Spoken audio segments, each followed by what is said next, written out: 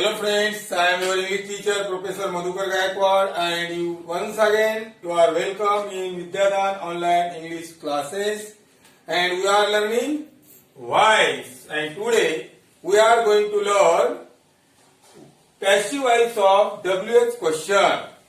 Passive voice of WH type question. So friends, let's start. Example 1. Where did you take your lunch? Where did you take your lunch? This is W type question. तुम्ही तुमचं दुपारचं जेवण कुठे घेतलं? Where did you take your lunch? So friends, in assertive sentence begins with noun or pronoun, means we find the subject at the beginning of the sentence. But in interrogative sentence, there is no subject at the beginning. So you subject, take verb, and your lunch object. Okay. So friends, we have to begin our answer, our passive with WH word. ज्या WH शब्दांनी प्रश्नाची सुरुवात झालेली आहे तोच WH शब्द सुरुवातीला घ्यावा. Where. Okay, simple rule. ज्या WH शब्दांनी त्या WH प्रश्नाची सुरुवात झालेली आहे तोच WH शब्द सुरुवातीला घ्यावा. चला आता what is the construction of interrogative sentence of WH question. WH question, WH word plus to be helping verb. या पुढे हेल्पिंग वर्ब पाहिजे. मला सांगा, what is the tense of given sentence? Simple past. Correct, simple past. Where did you take your lunch? You subject, take verb and your lunch object. Now we should think about the lunch, which is going to become subject. Your lunch is singular, given tense is simple past, and in simple past and past continuous, while converting active into passive, we use was or were. So object, your lunch, it is singular or plural? It is singular. So where was. Okay, where was. Then object, where was your lunch? Where was your lunch? Then past participle, third form of the verb. Where was your lunch taken? Then by you. Where was your lunch taken by you?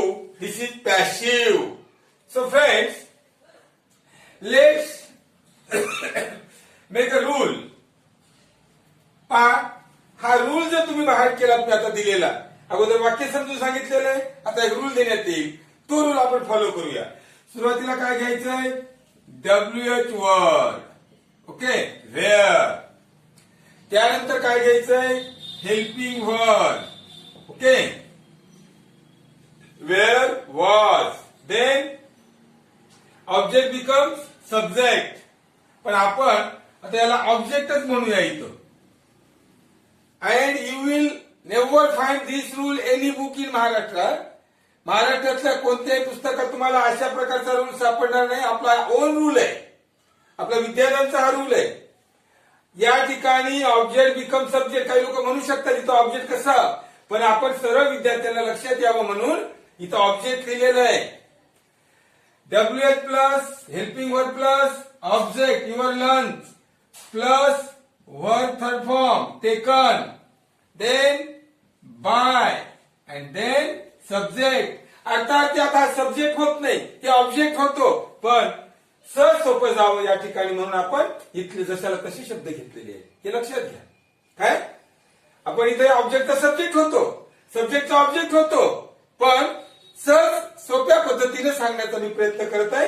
तर विद्यार्थी मित्रांनो, तुम्हाला शिकवत असताना मी सुद्धा बऱ्याच काही गोष्टी शिकलेल्या आहेत. त्याच्यातूनच हा फॉर्म्युला तयार झालेला आहे. म्हणजे सहज अगदी कॉमन विद्यार्थ्याला सुद्धा समजण्यासारखा फॉर्म्युला आहे. Subject plus question mark.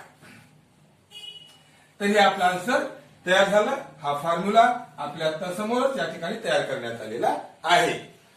चला, by using this formula let's try another sentence. दुसरं वाक्य आपण पाहूया. हाऊ कॅन यू, किंवा दे घेऊया. How can they manage, how can they manage it. ते कसं जमवू शकतात? How can they manage it. WH question है. What is the definition of the WH question? The question which begins with the words which start with W or H. W किंवा H या अक्षराने सुरू होणाऱ्या शब्दाने त्या प्रश्नाची सुरुवात होते. That is why it is called WH question. How can they manage it? How can they manage it? They subject, manage verb, and it object. Okay? As per our rule, WH words, which is the WH words in this sentence? How. Then helping verb. Had किंवा can असेल. आता can आहे या ठिकाणी. तर सर्व I can, we can, you can, he can, she can, they can, it can, boy can, boys can, सर्वांना can. म्हणून how can. How can. आता ऑब्जेक्ट. ऑब्जेक्ट काय आहे? Eat. How can eat. Then verb third form. Manage आहे. Managed होणार आहे. पण as per the rules of assertive sentence, when there is shall, will, can, we have to use be. We have to take be before the verb third form. म्हणून how can it be? And it's my experience, friends. मुलं कुठे चुकतात? बी कुठे घ्यायचं, bin कुठे घ्यायचं आणि बिन कुठे घ्यायचं हे त्याच्या लक्षात येत नाही. Once again I will repeat. In continuous tense being, being taken, being given. In perfect tense been, and shall, will, can असेल तर be. How can it be managed by them? How can it be managed by them? Next sentence.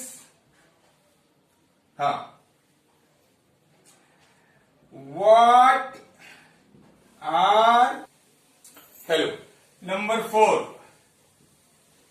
What are you writing? What are you writing? आता हे वाक्य पहा. What are you writing. Subject, writing verb, no object. WH व्हॉटने सुरू होणाऱ्या वाक्यामध्ये कर्म नसते, ऑब्जेक्ट नसतो. मग याचं काय करायचं पाहूया. As per hour rule, WH word what, object माहित नाही आणि प्रेझेंट कंटिन्युअस टेन्स मध्ये आपण एम, इज, आर घेतो. बरोबर आहे. पण इथं ऑब्जेक्ट माहित नाही म्हणून आपण सहज व्हॉट इज. तर थर्ड फॉर्म घ्यायचं आहे पण चालू काळ असल्यामुळं what is being written by you. हे एक वाक्य झालं. त्यानंतर पाहूया काही वाक्य आणखीन.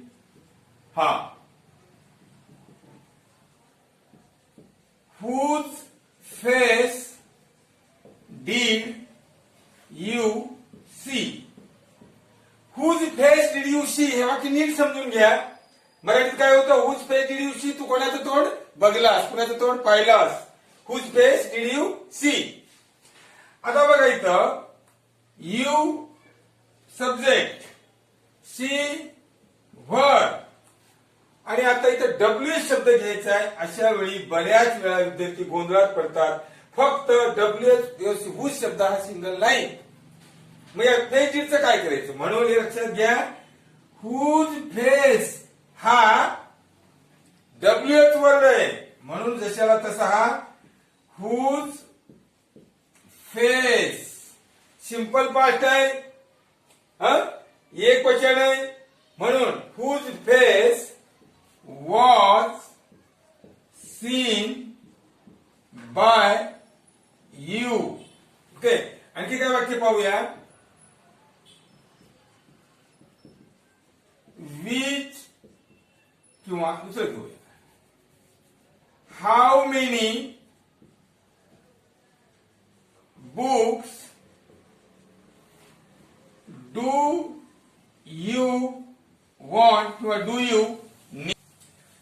How many books do you need.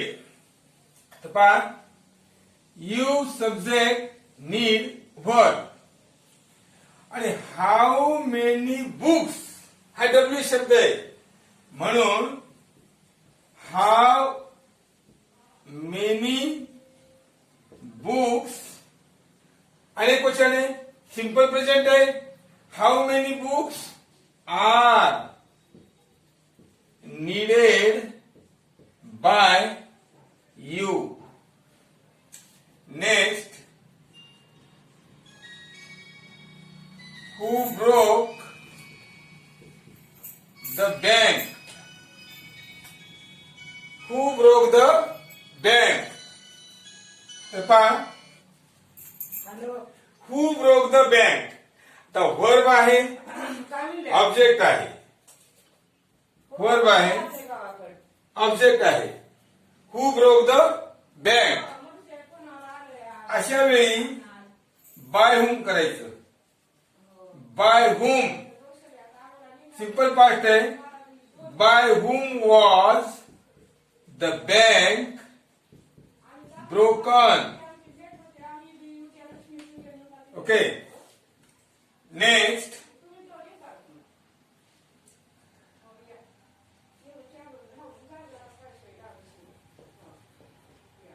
हा,